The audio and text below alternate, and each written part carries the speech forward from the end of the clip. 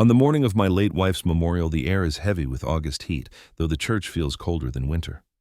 The organist rehearses softly in the distance, but my attention is caught by something far more personal.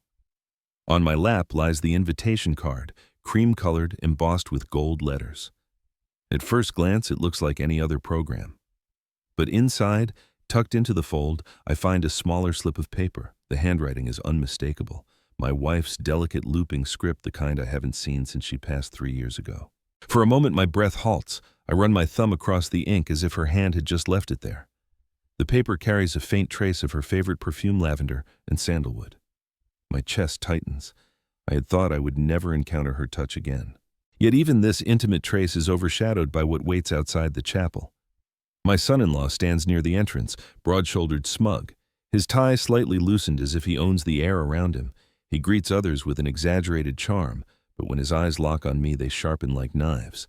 He grips my hand far too tightly, leaning close so no one else can hear. "You shouldn't even be here," he whispers. "You're worthless." The words slide under my skin like ice. My son avoids my gaze, adjusting his cufflinks nervously as though he hasn't heard anything. But I know he has. Everyone always does. I glance back at the invitation in my palm. The handwriting, the scent, the memory of my wife's touch. It feels like she's speaking to me, reminding me to endure. Yet the stakes are clear already. I am not welcome here. And something tells me humiliation will not be the only danger I face today. I fold the slip of paper and place it carefully in my pocket. My wife left me a message for a reason. I don't yet know what it means, but I know this today is not just about remembering her. It is about survival and about truths long buried. And that was only the beginning. Don't forget to subscribe to the channel and tell me in the comments where you're watching from. The church bells echo across the courtyard as I step deeper inside. Their hollow chime feels less like a call to prayer and more like a reminder that nothing about today will be holy. My shoes tap against the polished floor, the sound swallowed by the whispers of people shifting in their seats. Family, neighbors, old friends, faces both familiar and estranged, all gathered to honor my late wife. And yet instead of comfort, I feel eyes on me, measuring me, some sympathetic, others judgmental. My son-in-law approaches again, this time in full view of everyone. He stretches out his hand, forcing a smile so artificial it might as well have been painted on. I take his hand because refusing would spark a scene, but the moment our palms meet, he leans in, pressing his voice into my ear. "You look smaller than last year," he murmurs, his grip crushing my knuckles, shrinking into nothing. "That suits you." He chuckles under his breath and pulls away before anyone notices the cruelty behind his mask. To the watching guests, it must look like a warm greeting between relatives. To me, it is a performance, one that stings more because no one else can hear the script. My son stands a step behind him, adjusting his tie nervously. For an instant, I think he might speak up, but he doesn't. His silence cuts deeper than the insult. A father raises a son for decades, sacrifices youth and sweat, and yet in this moment my worth is measured only by his silence. I swallow hard, forcing myself not to react. Silence, I remind myself, has its own way of speaking. It can sting louder than anger. From the corner of my eye, I catch a flicker of movement near the altar, a small brass stand holding the memorial candle. It leans slightly to one side as though it might topple at any moment.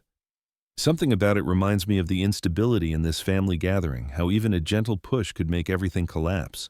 But for now, I keep my composure. I take my seat near the aisle, clutching the folded slip of paper in my pocket, my wife's handwriting burning against my fingers like a secret waiting to be revealed. I thought the handshake would be the end of it, but I was wrong.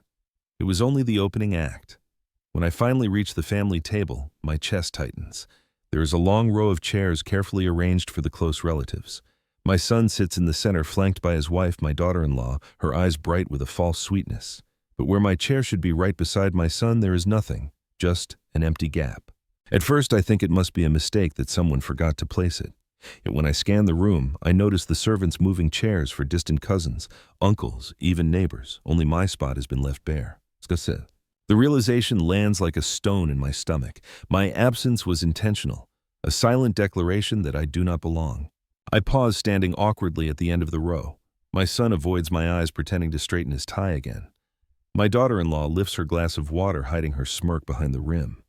And then softly but distinctly, my son-in-law leans back in his seat and says, "Worthless people don't need seats." The words aren't shouted, but they don't have to be. Those closest to us hear. A few glance my way, startled, but no one moves. No one offers me a chair. For a long, suffocating moment, I remain standing. My legs ache, but I do not ask for help. Instead, I place my hand on the back of the nearest chair and stay still. The folded slip of paper in my pocket feels heavier, as if my wife's words are pressing against me, reminding me of her presence. Finally, an elderly aunt, one of the few who still remembers me with kindness, gestures weakly for me to sit by her at the far corner of the table. I take the seat far away from the place I should have occupied. As I settle, I look down at the polished surface of the table. In the reflection, I catch my son-in-law's grin, smug and cruel. He thinks he has won this round. He thinks I will bend beneath his humiliation. But silence has its own way of speaking, and I will not stay silent forever. The service has not yet begun, and already the air is thick with murmurs. From my place at the far corner of the table, I can hear the low tide of voices gathering in the hall. They think their whispers are soft enough hidden beneath the organ's gentle chords. But words travel differently when you are the target. They find you. They cut. "He doesn't even work anymore," one voice says, sharp and dismissive. "His wife carried him all those years," another replies. "Now she's gone, what's left of him." Laughter ripples, brief but enough to sting. I lower my eyes to the tablecloth. My hand presses the folded slip of paper in my pocket, the familiar handwriting etched into my memory. I remember how my wife once told me, people talk most cruelly when they feel safest. She was right. Safety gives them permission to reveal their ugliest selves. Out of habit, I glance at my watch, an old scratched piece my father left me. Its ticking is steady, stubborn. A reminder that time, unlike gossip, cannot be silenced. Across the hall, a cousin leans closer to another relative, cupping her hand around her mouth. Though I cannot hear her exact words, the glance she throws me afterward says enough. The smirk, the tilt of her head, the way she shakes it slowly, all daggers disguised as pity. Then comes the humiliation, more direct. My son-in-law, voice louder than necessary, says to my daughter, "When the inheritance is sorted, at least we won't have dead weight dragging us down." My daughter freezes her fork, trembling against her plate. For a brief moment, I see her lips part as if to speak, but she says nothing. She lowers her eyes as though silence will absolve her. I lean back in my chair, letting the words wash over me. Each insult is a match waiting to ignite. But I do not strike yet. Not here, not now. Silence has its own way of speaking, and the time will come when theirs will fail them. But I soon realized that wasn't the worst of it. The murmurs around me blur into a dull hum, like the distant buzz of cicadas in the summer heat. I steady myself by slipping my hand into my pocket. My fingers find the small object I carried here without thinking, my wife's ring. It is a simple band of gold, worn thin at the edges, engraved on the inside with our initials, 2 letters that once meant forever. I bought it on a modest salary in a tiny jewelry shop tucked behind the train station. The shop no longer exists. It was torn down years ago. But the ring survived. So did the memories it carries. I turn it between my fingers now, and for a moment, I'm no longer in this hall of judgment. I'm back in our kitchen, years earlier. My wife is rolling dough on the counter, humming a tune she learned from her grandmother, a tune she said kept evil spirits away. She pauses to lift her hand, flashing me that same ring dusted in flour, and laughs. "As long as you see this, you'll know I'm with you," she said. The memory steadies me. In a room full of enemies, this small circle of gold feels like armor. But I cannot ignore the sting of irony. The very people mocking me now owe much of their comfort to the sacrifices my wife and I made. She worked tirelessly, and I stood beside her through every illness, every late night, every debt we paid together. To them, I am worthless. But this ring reminds me of the truth. To her, I was enough. A mainstream fact: "I can't shake grief" often rewires the human heart. Psychologists say widowers are at higher risk of heart failure within the first 6 months of losing a spouse. I believe it because I felt my own heart falter when she was buried. But here I am, still beating, still breathing. And then another thought, obscure but oddly fitting: in old European folklore, widows would sometimes place a ring in their husband's pocket before burial, as a sign that love follows into the afterlife. I clutch this ring, as if the tradition works in reverse, as if she slipped it back into my pocket to remind me she still stands with me even now. I exhale slowly. My son-in-law's smirk across the table falters when he sees the calm in my eyes. He expects brokenness, not quiet defiance. The ring presses against my palm like a promise. But I soon realize that wasn't the worst of it. The priest clears his throat near the altar, preparing to begin the memorial service. But before silence can settle, my son-in-law seizes the moment. He leans back in his chair, his voice loud enough to reach half the hall. Funny, he says, swirling the wine in his glass. Some people live their whole lives without leaving a single mark. They end up useless, dragging down everyone around them. He doesn't say my name. He doesn't have to. Every eye turns toward me. Some guess, shift uncomfortably. Others stare outright, waiting for me to crumble. I feel the weight of his words press against me like a stone. Useless. A single word, but heavy with intention. He wants to erase decades of sacrifice, years of building a home, raising a son, surviving storms beside my wife. To him, none of it matters. To him, I am already erased. My son sits frozen. He lifts his fork, then sets it down again. His throat works as if he might speak, but the words never come. His silence is louder than his father-in-law's insult. It slices deeper because silence from your own blood feels like betrayal. I grip the edge of the table, steadying myself. A fact floats into my mind, something I once read in a hospital waiting room. Humiliation triggers the same regions of the brain as physical pain. That must be why my chest feels as though it has been struck. But I do not respond. Not yet. Instead, I let the silence stretch. Around me, guests fidget, unsure whether to laugh, to agree, or to intervene. The tension is palpable, a string pulled tighter and tighter. I glance toward the candle at the altar. Its flame wavers, casting shadows across the crucifix, shadows that flicker like unspoken truths. My wife's folded note in my pocket feels heavier still, as if urging me to wait. From the corner of my eye, I notice one cousin quickly bite into her bread, pretending she didn't hear. Another fiddles with his phone under the table. Cowards, all of them. Then a pause. A silence so sharp it cuts through the hall. My son-in-law expects me to break, to shout, to plead, to lash out. Instead, I sit still, the ring in my palm, hidden, the memory of my wife anchoring me. I thought the insult was the knife. But I was wrong. It was only the handle. The insult lingers in the air like smoke from a dying fire. For a moment, all I hear is the faint creak of the church's wooden beams and the shifting of feet against stone. My son-in-law lifts his glass again, satisfied, while I lower my gaze to the table. But I can feel the real wound not in his words, but in the silence that follows. My son sits just a few seats away. His jaw is tight, his eyes fixed on the plate before him as though studying the curve of his spoon. He doesn't look at me. He doesn't look at his wife. He looks at nothing. Once he used to leap to my defense without hesitation. I remember when he was 12 and a neighbor accused me of cheating during a card game.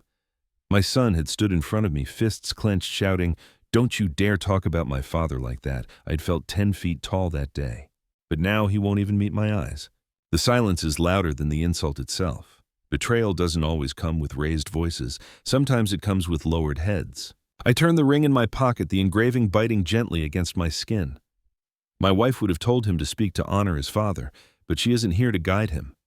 And without her, it seems his courage has withered. A mainstream fact comes to mind in family disputes. Psychologists say silence is often used as a weapon. It communicates rejection more powerfully than words ever could. Sitting here, I feel the truth of that statement cut through me. And then a darker, stranger memory flickers. I once read in an old folklore book that in some cultures, silence during a family curse was believed to seal it. By saying nothing, the cursed one allowed the hex to take root. Looking at my son, I wonder if his silence is sealing something between us, something that may never be undone. He clears his throat finally, but not to speak. Only to mask his discomfort. My daughter-in-law rests a hand on his arm, a silent reminder of where his loyalty lies now. Not with me, not with the man who raised him.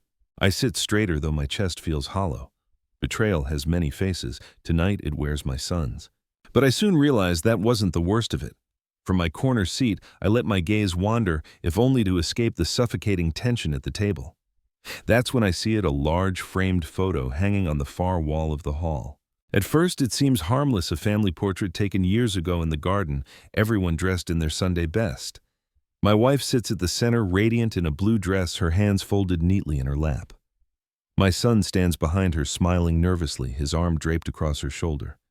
My daughter-in-law leans in from the other side, chin lifted with pride. But when my eyes find the space where I should be, my breath catches. My figure has been cut out literally. The photo has been trimmed, the frame resized so that my absence looks natural to anyone glancing quickly. To anyone else, it might seem as though I had never been there at all. I feel a jolt of nausea. To erase a man from a picture is to erase him from memory. This is no accident. Someone wanted to rewrite history to pretend I was never part of this family. I grip the edge of my chair, my pulse pounding in my temples. My son-in-law catches my glance and smirks, raising his glass in mock salute. The message is clear. See, even the walls don't remember you. The silence inside me grows heavy. I think of a fact I once read in certain authoritarian regimes. Old photographs were altered to erase the faces of disgraced officials as though they had never existed. It was called damnatio memoria in ancient Rome, the condemnation of memory. Seeing my own erasure now, I feel a shiver crawl up my spine. And then a stranger detail comes to mind, a quirky tale my wife once told me. In some rural villages, it was believed that cutting someone out of a photo could trap their soul, weaken their spirit. Superstition, yes, but tonight it feels far too fitting. I stare at the altered photo, my throat tight. My son still won't look at me, his eyes fixed on his plate. My daughter-in-law whispers something into his ear, and he nods faintly. I press the ring in my pocket until it digs into my palm. They can cut me out of pictures, erase me from walls, bury me in silence. But my wife's handwriting burns in my pocket, proof that I still matter. Silence has its own way of speaking, and mine will come. The priest's voice drones faintly at the altar reading scripture, but I barely hear him. My mind is still fixed on the photograph, my absence framed as truth. Rage simmers beneath my ribs, though I keep my face still. To break here in front of them would be to give them victory. I lower my gaze to the table, trying to steady my breathing, when I feel a gentle brush against my sleeve. Startled, I turn. A cousin, Clara, a quiet woman from my wife's side of the family, leans toward me. Her face is pale, her eyes darting nervously toward the others, as though she fears being seen. Before I can speak, she slips something into my hand under the table, a small, folded piece of paper. Her fingers tremble as they let go. She doesn't look at me again. She straightens in her seat, her expression blank as though nothing happened. My heart thuds. I hide the paper quickly beneath the tablecloth, pressing it against my thigh. I don't dare open it yet. Not here. Not with so many eyes. Still, the weight of it burns into me. First, my wife's handwriting tucked in the invitation, and now this. 2 messages arriving on the same day, both in secret. It feels as though the living and the dead are conspiring to guide me. My son-in-law raises his voice again, making a show of pouring wine for my daughter-in-law. To those of us who contribute, he says, his smile slicing toward me. A few uneasy chuckles answer him. I barely hear it. My focus is on the note in my hand. I think of a mainstream fact: in times of crisis, even the smallest ally can shift the balance of power. Wars have turned on scraps of paper, on hidden letters passed under doors. And then a strange detail stirs in my memory, something my wife once told me after reading an old folk tale. In some traditions, paper notes exchanged during funerals were believed to carry the voices of the dead, urging the living toward truth. The thought unsettles me, but tonight it doesn't feel so far from reality. I slip the note into my pocket with my wife's message. 2 slips of paper, 2 voices whispering in silence. I glance toward Clara, but she doesn't look back. She keeps her eyes forward, lips moving silently with the priest's prayer. The organ swells. My son-in-law's laughter fades into the background. And I realize I'm not as alone as they want me to believe. But I soon realized that wasn't the worst of it. The moment the hymn ends, people rise from their seats, shuffling toward the hallway for a short recess before the service continues. I remain seated, waiting until the crowd thins, then slide the folded paper from my pocket. My hands tremble as I open it beneath the table. 4 words written in hurried strokes stare back at me. Be careful, tonight isn't what it seems. I read it twice, then a third time. The letters are rushed uneven, but they carry weight heavier than the gold ring pressing into my other palm. My pulse quickens. Tonight, what isn't as it seems. I glance across the hall, trying to catch Clara's eye, but she avoids me deliberately, her lips pressed tight. She doesn't need to explain. Her warning is already enough to unsteady me. For a moment, I feel the room spin. Betrayal was one thing, humiliation another, but a warning like this suggests something more dangerous lurks beneath the surface. I fold the note again, sliding it back into my pocket. Beside it rests the slip of paper with my wife's delicate handwriting. 2 messages, 2 voices, one from the living, one from the dead, both urging me to pay attention. A mainstream fact comes to mind. Criminologists often say the most dangerous betrayals don't explode loudly, but creep in silently, disguised beneath routine. That thought chills me, because here at my wife's memorial, everything feels rehearsed, as if they had practiced my erasure long before today. And then I recall a stranger detail, an old superstition I once heard at a village funeral. They said if you received a warning during a memorial, you must heed it, because the spirits of the dead might be trying to shield you from harm. My throat tightens. I press both slips of paper flat against my thigh as though anchoring myself to their weight. Just then, my son-in-law raises his voice loud enough for the returning guests to hear. We should move forward with the important matters, he declares. His smirk widens as his gaze lands on me. No point dragging along what's already finished. The words sting, but I no longer hear them the same way. Now each insult feels like camouflage covering something larger. I shift in my chair, silent but sharper inside. I thought I understood the cruelty of this night. But I was wrong. The true danger hadn't even begun. The guests settle back into their seats, the scrape of chairs echoing through the hall. The priest begins another prayer, but my son-in-law doesn't wait for reverence. He clears his throat loudly, drawing attention like a man accustomed to being center stage. It's time we spoke about what matters, he says, lifting his glass as though proposing a toast. The inheritance. A ripple moves through the family table. A few relatives exchange uneasy glances, but no one stops him. My son sits rigid eyes low, while my daughter-in-law beams at her husband's audacity. In times like these, my son-in-law continues, families must make practical decisions. My wife and I have discussed the house. It's far too large for one old man to manage, don't you agree? His gaze slides toward me, sharp as a blade. It would be wasted space. The words, burn. The house, our house, where my wife and I built our lives, where our son grew up, where every corner holds a memory. He speaks of it as though it's already his, as though my very existence is an inconvenience. I grip the folded slips of paper in my pocket, their edges cutting into my skin. Be careful, Clara's note had said. Tonight isn't what it seems. I know he's baiting me, trying to push me into anger, but I stay silent. Silence has its own way of speaking. A mainstream fact echoes in my mind legally in many states. Heirs often underestimate how much control the surviving spouse still has over property. My son-in-law, so certain of his victory, clearly hasn't considered that law does not always bend to arrogance. And then, like a whisper from another world, I remember a stranger piece of folklore my wife once shared. In some traditions, property was believed to carry the spirit of the one who loved it most. A house will choose its keeper, she used to say with a smile. I'd always thought it nonsense, but tonight I cling to the thought like a lifeline. Across the table, my son shifts uneasily, opening his mouth as if to speak, then closing it again. His silence feels heavier than the insult. My son-in-law smirks. Of course, he adds, we'll all make sure you're comfortable. His tone drips with false generosity, the kind that sounds more like exile than kindness. A few polite laughs answer him, but I notice some faces tighten. Perhaps not everyone is as eager to erase me as he is. I keep my eyes lowered, my hands still clutching the notes. My wife's ring presses against them, 3 small anchors of memory and warning. I thought the inheritance was all they hungered for. But I was wrong. There was more at stake than money. The word inheritance lingers in the air as thick as incense. My son-in-law continues his speech, boasting about fair distribution and responsibility, but my mind drifts elsewhere. Back to a conversation I had with my wife not long before she passed. It was late, the hospital room lit only by the green glow of the heart monitor. Her voice was weak, but her eyes were steady when she said, "There are things they don't know. Keep them safe until the right time comes."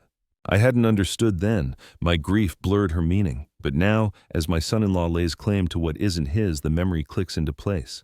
She had given me something, a sealed envelope passed quietly into my hands days before the end. I remember the weight of it, thick paper tied with red string. On the front, her handwriting spelled my name. Inside, she had said, were documents that matter. I hadn't opened it out of respect, out of fear. I left it with my lawyer locked in his cabinet because part of me couldn't face what secrets it might contain. Now, sitting in this hall, I realize that envelope might be the very shield I need. I trace the rim of my glass with one finger, pretending to listen, while inside my chest the memory pounds like a drum. A mainstream fact: surfaces, sealed letters, and wills are often left unread until the presence of all heirs to prevent disputes. My wife had known this. She must have known her last words would one day rise against their greed. And then another stranger thought creeps in. In Japanese folklore, there's a belief that if you tie a message with red string, it binds fate itself, as though the truth cannot be destroyed until it is spoken aloud. That red string had cut into my palm the day she handed me the envelope. Perhaps she had chosen it for a reason. I glance at my son-in-law. His arrogance blinds him. He thinks the battlefield is already his, but he doesn't know about the file. He doesn't know that somewhere in a locked cabinet lies the voice of the woman he thought he had silenced. The folded slips of paper in my pocket press harder as if urging me to remember, be careful. Tonight isn't what it seems. I lower my gaze, forcing my expression to remain calm. Let them believe I am weak. Let them believe I am silent. Because silence has its own way of speaking. And when the file is opened, the silence will end. The clink of glasses rises through the hall, echoing against the high ceiling. My son-in-law has stood now, a wine glass in his hand, his confidence swelling with each word he speaks. To family, he says, grandly, his tone dripping with false sincerity. To those who work hard, who build a legacy worth remembering, and to those who don't drag the rest of us down. The words hang in the air like poison. A few scattered chuckles ripple across the table, uneasy but obedient. My son forces a thin smile, though his eyes betray discomfort. My daughter-in-law beams at her husband as though he has just delivered a sermon. I sit still, my glass untouched. His gaze flicks to me, daring me to respond. He wants me humiliated, wants me to lift my glass and pretend his insult isn't barbed, wants me to drink to my own erasure. Instead, I leave my glass on the table. The candlelight glints against its surface, unbroken. My silence is louder than any toast. I think of something I once read in a medical journal. Humiliation triggers the same cortisol surge in the body as physical danger, raising blood pressure, tightening the chest. I feel that surge now, the faint pounding in my temples. My body knows this insult as an attack. But my mind drifts to another stranger truth, a folk belief my wife once shared with me. In certain villages, they said toasting falsely at a funeral feast invited the spirits of the dead to curse the speaker's tongue. Beware of those who raise their glass too high when their heart is low, she had whispered once, smiling at the absurdity. Now I clutch her ring in my pocket and wonder if she knew this moment would come. My son-in-law lifts his glass higher. To progress, he says. To strength. His eyes bore into me. And to letting go of what no longer has value. The table erupts in polite applause, though the sound is brittle hollow. He drinks triumphant, his throat tilting back in a gesture of victory. I don't move. My glass stays full. My silence stays sharp. Around me, I sense the shift, small, almost imperceptible. A cousin lowers her eyes, ashamed. Clara, the quiet one, who slipped me the note, presses her lips tightly together, refusing to drink. For the first time tonight, I see it cracks forming in his performance. Not everyone is blind. Not everyone applauds. I let the silence stretch heavy until it becomes its own kind of toast. And then from the far end of the table, a cough shatters the rhythm, deep, hacking, violent. A guest doubles over his glass, slipping from his hand and shattering against the stone floor. Red wine splashes like blood across the white tablecloth. The hall stills. The priest rises in alarm. My son-in-law lowers his glass, startled. For the first time, his certainty flickers. But I soon realize that wasn't the worst of it. The sound of the glass shattering silences the hall. Every head turns toward the man at the far end of the table, a cousin by marriage, stout and red-faced, now bent double as if some invisible hand is squeezing the air from his lungs. His cough is violent, rattling his chest, sending wine spraying across the tablecloth. His wife leaps up, patting his back with frantic hands, but it only makes the sound worse.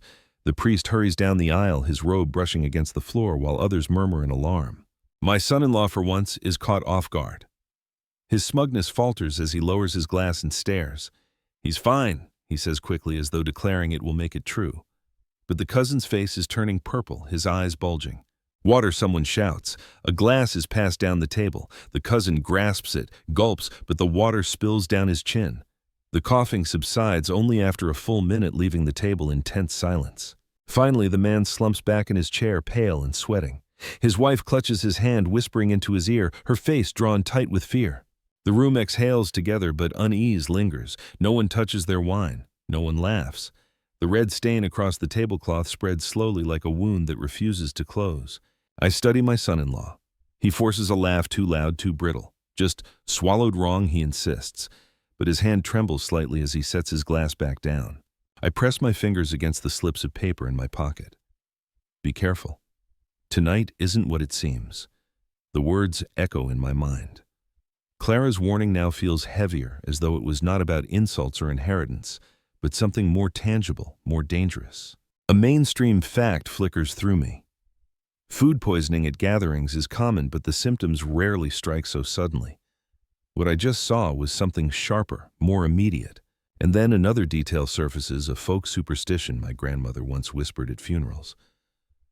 If someone chokes during a memorial feast, it means the spirits reject the words spoken at the table. I glance at the red wine soaking the cloth, and I wonder, was it the toast that was cursed, or the man who gave it? My son-in-law shifts in his seat, regaining his composure, but the room has changed. The atmosphere is no longer one of laughter at my expense. It is tense, suspicious, fractured. I keep my silence, letting the weight of it hang. Silence, after all, has its own way of speaking. But I soon realized that wasn't the worst of it. The hall has settled into a nervous quiet after the coughing fit, but the red stain across the tablecloth refuses to be ignored. It pools in front of me like an omen, its edges seeping outward, darkening the linen. I shift in my chair, reaching into my pocket for reassurance, for the folded notes, for the comfort of my wife's ring. But instead, my fingers brush something cold and unfamiliar. I freeze. Carefully, I pull it out beneath the cover of the table. A small brass key rests in my palm, no bigger than a thumb. Its surface is tarnished, the teeth slightly bent with age. I do not remember putting it there. I do not own such a key. My pulse quickens. Did Clara slip it into my pocket with the note? No, her hand only carried paper. Could someone else have done it unnoticed in the shuffle of the recess? The thought sends a chill down my spine.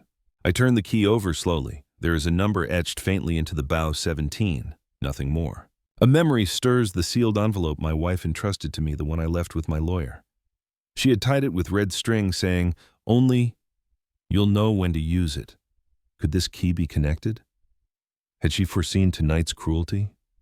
Tonight's danger? A mainstream fact surfaces in my mind. Safety deposit boxes in banks are often identified by numbers, not names. I once helped a friend access his father's. The key looked almost identical. Could this be such a key? And then a stranger thought creeps in unbidden. In Slavic folklore, brass keys were said to guard the boundary between the living and the dead, a charm to unlock hidden truths or to keep restless spirits away. I swallow hard, clutching the key tighter. My son-in-law raises his voice again, trying to reclaim attention. A simple mistake, he says, of the choking guest, forcing a laugh. Now let's return to important matters. But his words no longer dominate the room. The guests are subdued, wary, their eyes darting to the stained cloth. For once, he doesn't command their full obedience. I close my hand around the key, slipping it back into my pocket with the notes and the ring. My palm tingles as though it burns against my skin. Whatever this key opens, I know one thing for certain: it is part of the message. My wife, Clara, fate itself. Someone wants me to look deeper. Silence has its own way of speaking. And now so does this key. The priest resumes the service, his voice echoing from the altar, but my focus drifts to my daughter. She sits a few seats away, hands clasped tightly in her lap. Her eyes keep flicking toward me, then darting back down to the table as though she is afraid of being caught. It's a look I know well, hesitation, guilt pressing against her like a weight she cannot carry. My son-in-law leans close to her, whispering something I cannot hear. She nods faintly, though her shoulders tense. When she glances at me again, her lips part just slightly, as if she wants to say something across the silence, but no words come. I remember when she was a child how easily she used to confide in me. She would climb onto my lap with her schoolbooks, complaining about math problems or classmates, her little brow furrowed. I would tease her until she laughed, until her worries slipped away. That trust feels like a lifetime ago. Now she is a grown woman sitting beside a man who mocks me openly, bound to him by marriage vows that seem more like shackles. I reach into my pocket, my fingers brushing the brass key, the folded notes, my wife's ring. They remind me I am not without allies, not without defenses. Still, my daughter's silence wounds me deeper than my son-in-law's cruelty. A mainstream fact flickers through my mind. In psychology, hesitation is often the first outward sign of inner conflict. People who cannot support injustice will show it in their body before their words catch up. Her trembling hands, her restless eyes, they are cracks in the wall her husband has built around her. And then an obscure memory surfaces, a fragment of folklore my wife once told me. In some traditions, if a daughter hesitated at her father's memorial duty, it meant the family spirits were tugging at her conscience, urging her back to loyalty. Blood always remembers, she had whispered. I cling to that thought now. My daughter shifts in her seat. She raises her hand slightly, as if about to touch mine across the table. But her husband clears his throat, sharp and deliberate. Her hand drops instantly. She bows her head, swallowing her voice. The silence that follows is heavier than any insult. My daughter's hesitation is a plea, but also a warning. She's caught torn and too afraid to speak. I stare at her bowed head, my heart tightening. She may still hold a truth inside her, but for now, it remains locked. And I know now the key in my pocket may not be the only one I will need tonight. The doors at the back of the hall creak open, drawing every head toward the sound. For a moment the priest falters, mid-verse, his eyes narrowing at the interruption. A man steps inside, dressed in a dark suit, his leather briefcase gleaming beneath the dim lights. I know that face instantly, my wife's lawyer. He moves with the kind of steady confidence that unsettles even the boldest men. His shoes strike the stone floor with deliberate weight. My son-in-law straightens in his chair, the smug smile slipping as though he senses the shift in air. The lawyer pauses at the aisle, scanning the room, then nods slightly toward me. Not to the priest, not to my son, not to anyone else to me. Whispers ignite immediately. What is he doing here, someone mutters. Why now, another hisses. My son-in-law tries to laugh, though it sounds strained. Strange time for business, isn't it? He calls out, forcing confidence. We're in the middle of a service. The lawyer does not answer. He simply adjusts his glasses, then makes his way toward the front, his briefcase swinging at his side like a sealed verdict. I grip the edge of my chair, my heart hammering. This must be it, the sealed envelope my wife entrusted him with, the one tied with red string. My palms sweat as I realize what's coming, her voice rising from the grave, carrying truths that none of them expect. A mainstream fact slides into my mind. Last wills and personal letters are often delivered in person to ensure authenticity, especially when disputes are likely. My wife must have known this family would fracture. She planned for it. And then a more obscure memory flickers. In some old Irish traditions, lawyers who arrived unannounced at funerals were considered harbingers of judgment, messengers not of the court but of fate itself. As I watch him walk down the aisle, I cannot shake the feeling that the line between legal and spiritual judgment is thinner tonight than ever before. My son leans forward, whispering urgently to his wife. My daughter stares down at her hands, trembling again, and my son-in-law. His face has grown tight, his eyes darting between me and the lawyer like a man calculating escape routes. The lawyer reaches the front, places his briefcase on the table, and looks directly at me. It's time, he says quietly, though his voice carries. The hall stills, my son-in-law's knuckles whiten around the stem of his glass, and I know the silence is about to break. The lawyer opens his briefcase with deliberate care, the leather hinges creaking faintly. He retrieves a single envelope, thick cream-colored, tied with the familiar red string. My heart skips a beat. I recognize the handwriting immediately, my wife's looping script, delicate and precise, still carrying the faint scent of her lavender perfume. He clears his throat and the hall falls silent. The guests lean forward slightly, sensing that something important is about to be revealed. My son-in-law shifts nervously in his chair, a bead of sweat forming along his temple. This letter, the lawyer begins, his voice calm yet firm, was entrusted to me by your late wife. She wanted it read aloud in the presence of all family members. A murmur ripples through the room. My daughter presses a hand to her mouth as if to stifle a gasp. My son shifts uncomfortably, his face pale, betraying his fear of what is coming. The lawyer lifts the envelope, slicing the red string with a small letter opener. He pulls out a folded sheet of paper and clears his throat again. My hands curl into fists beneath the table. She wrote, he continues, about the true distribution of assets and about family responsibilities, about loyalty betrayal and the consequences of ignoring kindness. I feel a tension in the air thick enough to choke on. My son-in-law leans forward, trying to intercept the letter, his eyes narrowing. Wait, he whispers harshly, but the lawyer ignores him. I recall my wife's words from years ago. They may think they understand the rules, but they will never see the heart. And now, standing here in the hall, I realize that her foresight was perfect. She had left not just a legal directive, but a test and perhaps a warning. A mainstream fact comes to mind in estate law. Unread letters or instructions can hold binding power if delivered properly. This is more than just a note. It's a tool of truth, a key to balance the scales she felt were tipped unfairly. And then a curious cultural detail surfaces in some old European traditions. Letters left for reading at funerals were believed to carry the deceased's spirit, their intentions and secrets, so that even death could intervene in the living world. I take a deep breath, feeling the pulse of anticipation in the hall. Every eye is on the lawyer now, and every heart is suspended, waiting for the revelation. My son-in-law's confident posture wavers. He does not yet know how completely the tides are about to turn. The lawyer unfolds the letter carefully, and the first words drift into the hall like a commandment. And the truth begins to rise. Just as the lawyer begins reading aloud, my son-in-law's chair scrapes against the floor. He stands abruptly, face-flushed eyes darting between the lawyer and me. This is inappropriate, he exclaims, his voice cracking despite his attempted authority. "You can't just reveal private family matters like this in front of everyone." A few gasps ripple through the hall. Guests shift uncomfortably, unsure whether to intervene or stay silent. My son-in-law's bravado is meant to dominate, to silence the truth before it can fully reach the room. The lawyer pauses, adjusting his glasses. His gaze is calm, unyielding. "I'm following her instructions exactly as she intended," he says firmly. "The letter was to be read in full, and it will be. Everyone present has the right to hear it." I feel my son-in-law's panic ripple outward like heat from a fire. He moves closer, trying to grab the letter, but I step forward slightly, placing a hand near my pocket where the slips of paper and my wife's ring lie. The gesture is subtle, but I feel the power of ownership, not over the letter, but over the truth it carries. A mainstream fact comes to mind legally. Any attempt to prevent the reading of a last will or letter in the presence of heirs can be considered interference with legal proceedings. He cannot stop this, not now, not ever. Then an obscure memory surfaces from a folktale my wife once told me. The boldest hearts often crumble when confronted with the voice of the dead.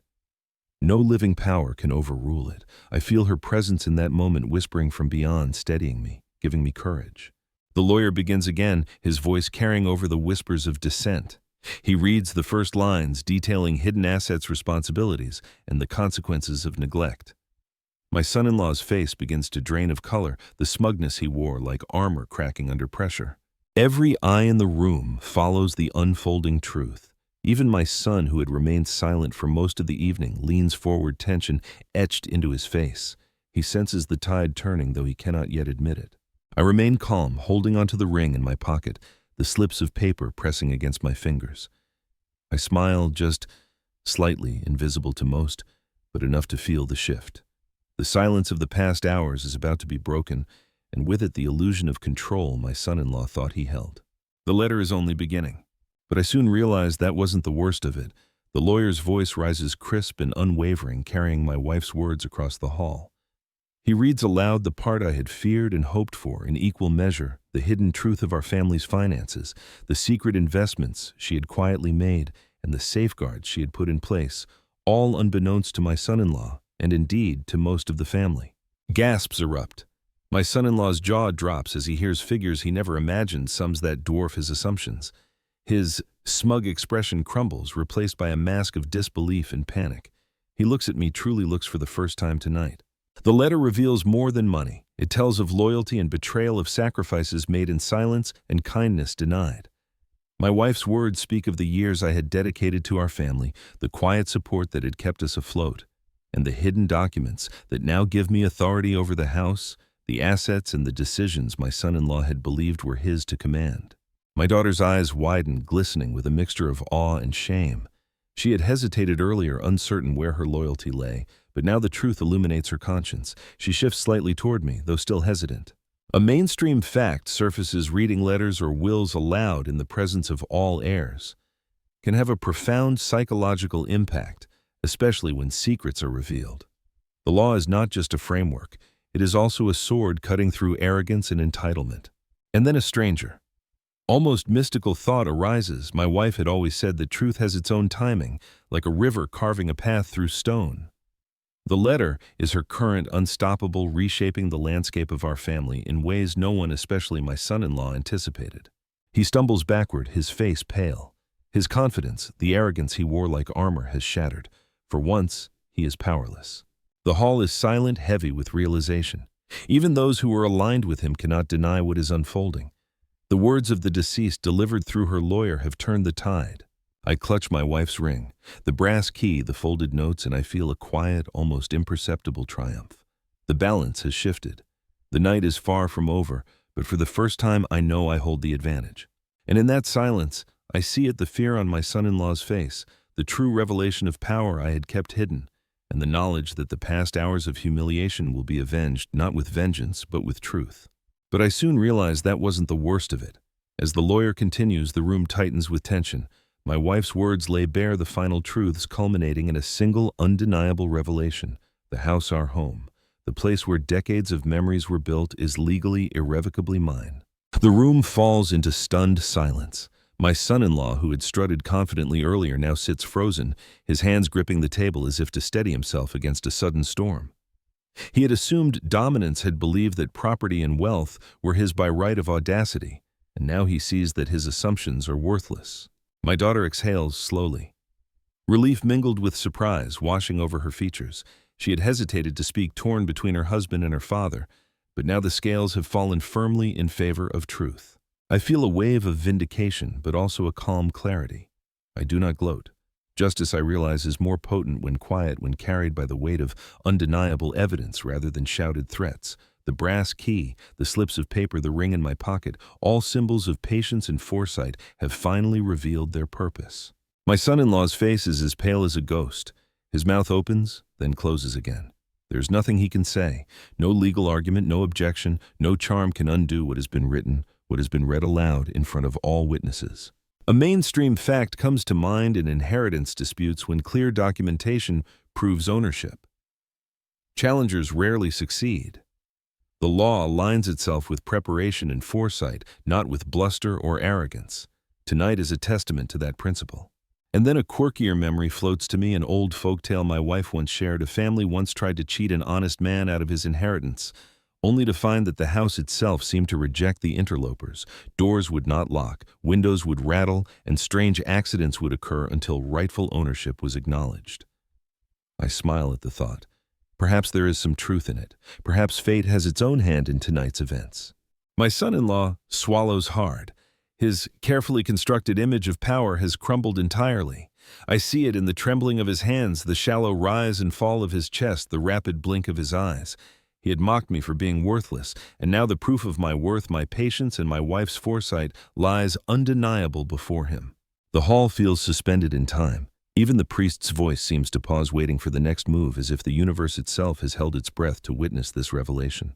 I press the ring in my pocket, feeling her presence in the memory, and smile faintly. The true ownership is mine. The power is restored. And I know the worst humiliation for my son-in-law has just begun.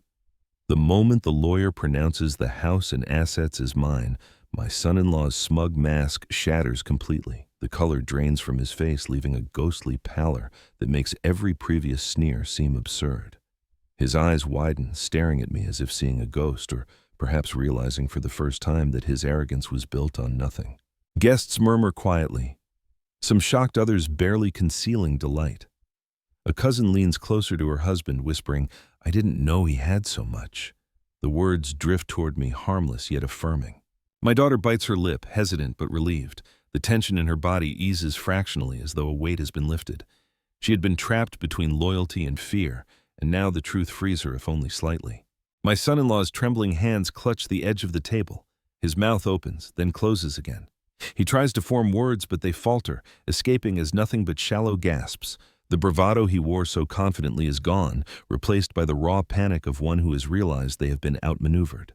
A mainstream fact surfaces. Studies show that public embarrassment, especially in front of witnesses, triggers acute stress responses, paleness, rapid heartbeat, shaking, exactly what I witness now. His body betrays him. A stranger, obscure thought comes to mind, something my grandmother used to say.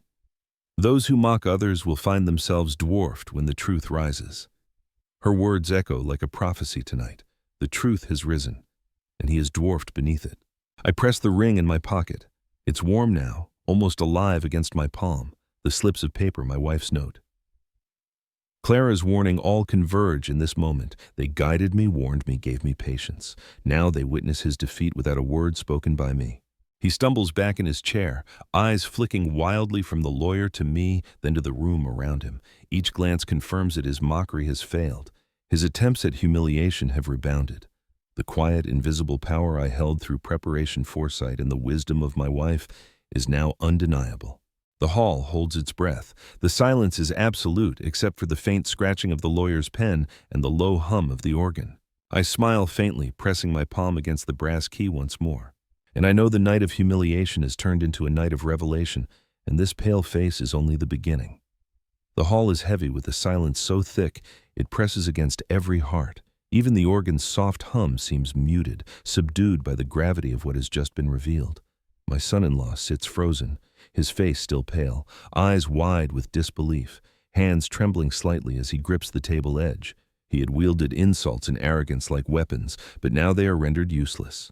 Around him, the family watches in stunned quiet. My daughter exhales softly, the tension in her shoulders finally easing. She dares a glance toward me, a mixture of relief, respect, and lingering sorrow in her eyes. The cousins, the aunts and uncles, even distant relatives who had whispered and gossiped earlier, now sit rigid, caught between awe and discomfort. The silence stretches, punctuated only by the occasional shifting of a chair or the scratch of a pen. No one dares speak. The knowledge that the balance has shifted hangs over them like an invisible cloud. I feel the weight of the moment, and I let it settle. There is no need to gloat. The letters, the ring, the key, all have done their work quietly, methodically, leaving my son-in-law exposed and powerless. His mockery, his condescension, all has returned to him like a boomerang. A mainstream fact comes to mind in psychology. The group's silence in the presence of injustice or revelation is often more impactful than any spoken word. It forces the guilty to confront their actions internally, magnifying shame exponentially. I witness it now. Every glance my son-in-law steals confirms the truth is sinking in. And then a peculiar, almost whimsical memory surfaces. My wife once told me that during old memorial ceremonies, silence often spoke louder than any eulogy. The spirits, she said, communicated through moments of stillness, and those who had acted unjustly would feel their judgment in that quiet. I sit composed, hands folded over the ring, and the folded notes, feeling a sense of calm triumph. The family's silence is a reflection not of fear for me, but of reckoning for him. Every glance, every small shuffle, every whispered breath in the room reinforces the truth. The power dynamics have changed irrevocably. I take a slow breath. My son-in-law's shoulders slump slightly, the first crack in his defiance. The room seems suspended, as though it has paused to watch the aftermath of justice quietly delivered. And I know the night of revelation is almost complete. The lesson has been taught without cruelty, but with undeniable certainty. But I soon realized that wasn't the worst of it. The hall has emptied now, leaving only echoes of footsteps and the faint scent of spilled wine. Chairs are pushed back, the organ stands silent, and the guests have departed with minds heavy from the truths they have just witnessed. I remain seated for a moment, my hand resting on the brass key, the folded notes in the ring, each a tangible connection to the life my wife and I built together, to the foresight she gave me, to the justice I have quietly claimed. I gaze around the room, taking in the remnants of the memorial. Wine stains on the tablecloth, candles burned down unevenly, and a photo frame that once sought to erase me now seems insignificant. None of it can undo what has happened tonight. My presence, my patience, and the wisdom passed to me have all spoken louder than any insult or humiliation. My son-in-law's face lingers in my mind, pale and defeated. I do not feel triumph in a way that seeks vengeance. Instead, I feel clarity. The night has shown me that power is not loud, it is precise, that silence can speak volumes, that patience can outlast arrogance. A mainstream truth settles with me. Life rarely gives second chances, but it rewards those who prepare, those who endure, and those who act with insight and integrity. My wife's foresight ensured that I would not be powerless tonight, that her legacy and ours would remain intact. And a small, obscure memory returns to me, a lesson from folklore that she once shared. A true family, she said, is tested not in comfort but in trial. Those who respect it survive. Those who betray it are revealed. I have lived this lesson tonight, and the revelation has reshaped the bonds and hierarchies of our family forever. I rise slowly from the chair, feeling the weight of the evening lift slightly from my shoulders. My daughter approaches, hesitant at first, then more confident. Her hand brushes mine briefly. She does not need to speak.